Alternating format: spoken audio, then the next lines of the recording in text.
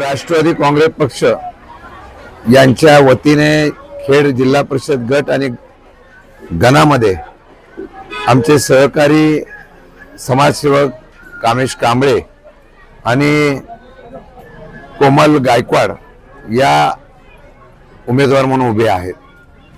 खरं म्हटलं तर ही निवडणूक मी 1999 सालापासून ज्या वेळेला उभा राहिलो, पहिली सुरुवात प्रतापसिंग नगर मधून डॉक्टर बाबासाहेब आंबेडकरांच्या विचाराचा या असलेल्या भूमीमध्ये निवडणुकीला उभा राहिलो, तेव्हापासून प्रतापसिंग नगर आणि खेड विभाग माझ्यावर नितांत प्रेम करतो।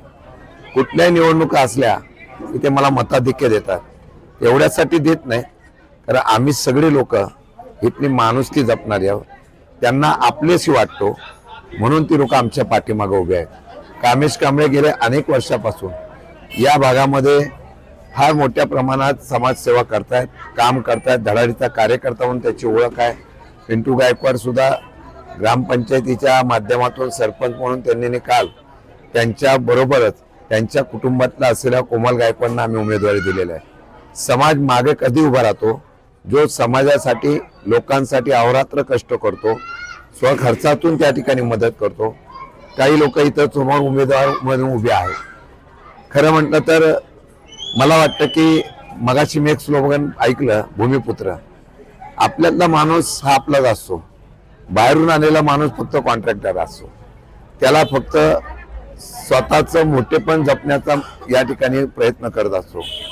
मला आठवतंय मेडिकल कॉलेजच्या वेळेला ज्या काही घटना घडल्या त्याच्या पाठीमागचे सूत्रधार आता उमेदवार म्हणून असतील तर जनतेने विचार करावा। प्रतापसिंग नगर मधल्या तरुणांना नोकरी मिळावी म्हणून प्रयत्न करणारा कामेश असेल, गायकवाड असेल, हे आमचे सर्व सहकारी असेल, त्याच्यापेक्षा आपल्याला टक्केवारी मिळावी म्हणून काम बंद करणारे आता उमेदवार म्हणून उभे राहत असतील तर याचा विचार जनतेने करावा। मला वाटतं 100% आज जनतेचा प्रतिसाद बघितल्यानंतर कामेश कांबळे आणि कोमल गायकवाड ह्या विजय होतील हा विश्वास मला आहे।